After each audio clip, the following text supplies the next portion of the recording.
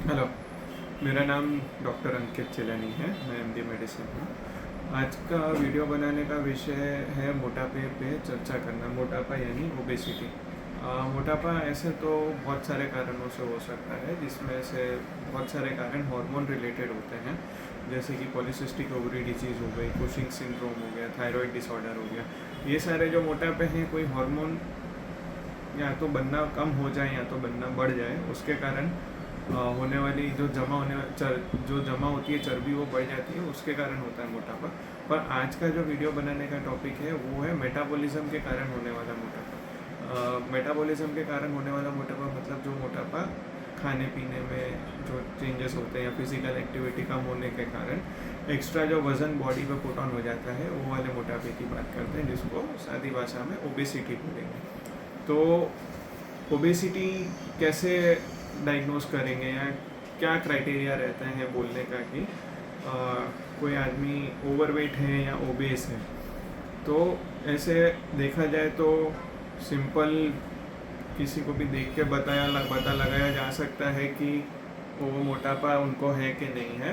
पर अगर clinical calculation की बात करें तो बॉडी मास इंडेक्स देख के जज कर सकते हैं कि किसी को ओबेसिटी है कि नहीं है। अगर कोई बॉडी बिल्डर नहीं है, ज़्यादा मस्कुलर नहीं है, तो ऐसे केस में अगर उनका हाइट सेंटीमीटर में निकालें और वज़न किलोग्राम में निकाल के गूगल पे सिंपल बीएमआई कैलकुलेटर टाइप करके उसमें दोनों डेटा एंटर कर दें, तो एक रेशो निकल के आता है जिसको बॉडी मास इंडेक्स बोलते हैं। Body mass index normal Indian population के लिए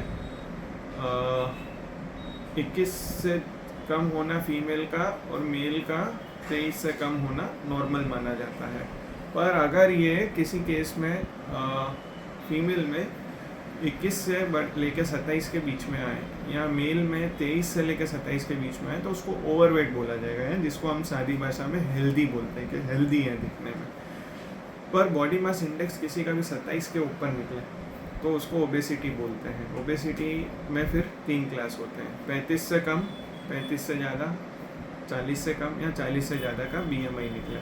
तो ऐसे केसेस में फिर अलग अलग मोडालिटीज़ ऑफ ट्रीटमेंट आ जाती हैं, जिसमें कि कैलोरी रिस्ट्रिक्ट करना, यानी कि मुंह से लेने वाला जो खाना होता है उसकी क्वांटिटी कम कर देना, कैलोरी रिच डाइट को बंद करना, और एक्सरसाइज करना भी आता है। हालांकि एक्सरसाइज करने से ज़्यादा वज़न उतरता नहीं है, पर मेटाबॉलिक हेल्थ सुधरती है, कार्डियक हेल्थ सुधरती है, लीवर की हेल्थ सुधरती है, ये सब चीज़ें सुधरती हैं। तो एक्सरसाइज से ज़्यादा इम्पॉर्टेंट होता है कैलोरी रिस्ट्रिक्ट करना, क्या कितना और क्या खाते हैं उस पर ध्यान देना। अब मोटापा है तो उससे तकलीफ़ क्या है, क्या होगा अगर मोटापा कम नहीं करेंगे। तो मोटापा in itself, obesity in itself बहुत सारी बीमारियों का रूट कॉज बनता है। जैसे कि जिनको ऐसा देखा गया है कि जिनको मोटापा होता है उनको कुछ समय में डायबिटीज़ की प्रॉब्लम, हाई ब्लड प्रेशर की प्रॉब्लम, कोलेस्ट्रॉल की प्रॉब्लम, या तो फिर हड्डियों की प्रॉब्लम होने लगती है, घुटनों पे घसारा आने लगता है, घुटने घिसने लगते हैं, घुटनों से चलने में तकलीफ होने लगती है, और काफ़ी सारे प्रकार के कैंसर भी खाली ओबेसिटी के कारण हो सकते हैं। जैसे कि अपन बोला जाए तो जैसे लंग का कैंसर होने के सबसे ज़्यादा चांस स्मोकर्स में होता है, वैसे कुछ कुछ प्रकार के कैंसर हैं जो सिर्फ मोटापे के कारण ही होते हैं, उनका कारण सिर्फ मोटापा होता है। इसके अलावा pulmonary hypertension, obstructive sleep apnoea जैसी बीमारियां भी हो सकती हैं। और मोटापा किसी को होता है, किसी को नहीं होता है। सामान्य तौर पर मैंने अपने मरीजों से सुना है, यूँ बोलते हैं कि साहब हम तो ज़्यादा खाते नहीं हैं फिर भी वज़न ज़्यादा है। तो कुल मिला के उसके पीछे कारण ये होता है कि खाली खाने पीने से मोटापा हो ऐसा ज़रूरी नहीं है। कुछ लोगों को जेनेटिक प्रीडिस्पोजिशन होता है, वारसागत होता है, वारसा में चलता है, विरासत में मोटापा मिलता है, परिवार में सब जने मोटे होंगे। कुछ लोगों को लाइफस्टाइल फैक्टर के कारण होता है, जैसे कि सेडेंटरी लाइफस्टाइल, यानी एक ही जगह पे ज़्यादा देर बैठे रहना और डेली एक्टिविटी में मूवमेंट ज़्यादा नहीं होना, हलन चलन ज़्यादा नहीं होना, ये भी मोटापे का कारण होता है। बाकी कुछ एपिजेनेटिक फैक्टर्स भी होते हैं और एनवायरमेंटल फैक्टर्स भी होते हैं, यानी कोई स्पेसिफिक टाइप की डाइट फॉलो करना है, कोई स्पेसिफिक वातावरण में रहने से भी मोटापा हो सकता है। हर किसी को हो ऐसा ज़रूरी नहीं, पर बहुत सारे लोगों को हो सकता है। तो ऐसे में अगर ट्रीटमेंट की बात करें तो ट्रीटमेंट में सबसे इम्पॉर्टेंट है, सबसे पहली चीज़ जो करनी है वो है कैलोरी रिस्ट्रिक्ट करना। कैलोरी का मतलब है जैसे 1 कैलोरी का मतलब होगा कि 1 ग्राम पानी को 1 डिग्री सेल्सियस से उसका तापमान बढ़ाने में कितनी एनर्जी खर्च होती है, ये कैलोरी की डेफिनेशन है। पर यही कैलोरीज अपन अपने खाने से भी निकाल सकते हैं। क्या खा रहे हैं उस हिसाब से वो खाने वाली चीज़ की कैलोरी डिटरमाइन होती है। जैसे 1 या 2 रुपए की डेयरी मिल्क इक्लेयर्स में 100 ग्राम तरबूज से ज़्यादा कैलोरी होगी। वो कैलोरी डेंस फ्रूट है, कैलोरी डेंस चीज़ है। ऐसे ही अपन क्या खाते हैं, कितना खाते हैं और कैसा खाते हैं, कब खाते हैं, इस पे बहुत सारी चीज़ें डिपेंड करती हैं। तो अगर किसी को मोटापे का इलाज में सबसे पहली चीज़, अगर मोटापे पे ध्यान देना है तो उसके लिए सबसे पहली चीज़ जो करनी चाहिए वो है अपनी डाइट में से शक्कर को बिल्कुल एलिमिनेट कर देना। शक्कर की मात्रा बने उतनी कम लेना या ना लेना, क्योंकि सबसे ज़्यादा ग्लाइसेमिक इंडेक्स शक्कर का होता है। शक्कर बंद करेंगे तो उसके कारण मोटापे में हो सकता है 15 दिन में ही फ़र्क दिखने लग जाए। कुछ किलो तो कम होने भी चालू हो जाएंगे अगर शक्कर पे ही कंट्रोल कर लिया।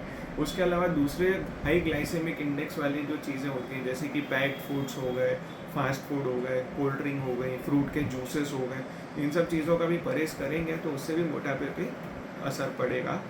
और खाने में हाई ग्लाइसेमिक इंडेक्स वाली दूसरी चीज़ें जैसे कि चावल, आलू और फ्रूट्स में जैसे कि आम, इन सब चीज़ों का भी अगर कंजप्शन कम करते हैं तो उससे भी मोटापे में फ़र्क पड़ेगा। कुल मिला के मोटा ऐसा देखा गया है कि 60,000 कैलोरी अगर एक्सेस होती हैं बॉडी में तो 1 किलो वज़न बढ़ता है।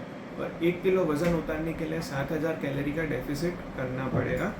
कुछ ऐप्स हैं जैसे कि हेल्दीफाई मी करके है, उस पर डेली कैलोरी इंटेक को ट्रैक कर सकते हैं। क्या खाया, कितनी क्वांटिटी में खाया, वो अगर डेटा आप उसमें डालते हैं तो उस हिसाब से वो कैलोरी काउंट करके बता देता है कि 24 घंटे में कितनी कैलोरी कंज्यूम हुई है।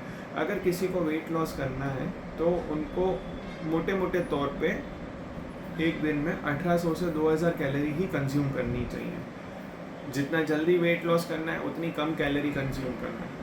इसके अलावा मोटापे पर मैनेजमेंट के लिए दूसरी भी पद्धतियाँ उपलब्ध हैं, जैसे कि मेडिकल मैनेजमेंट और सर्जिकल मैनेजमेंट। मेडिकल मैनेजमेंट में GLP-1 एनालॉग्स करके ग्रुप ऑफ ड्रग्स होती हैं जो कि एपेटाइट सप्रेस करती हैं। हाइट के हिसाब से जितना वज़न होना चाहिए उतनी ही भूख लगवाती हैं, उससे ज़्यादा भूख नहीं लगने देती हैं, जिसके कारण वज़न उतरता है। इसके अलावा सर्जिकल ट्रीटमेंट में bariatric surgery, gastric bypass, gastric binding, ऐसे बहुत सारे प्रोसीजर्स होते हैं। लाइपोसक्शन जैसा प्रोसीजर होता है जो कि मोटापे को कम करने में मदद करता है। ये आज का टॉपिक था डिस्कशन का, मोटापे का। कुछ सवाल वगैरह हो तो कमेंट सेक्शन में आप पूछ सकते हैं।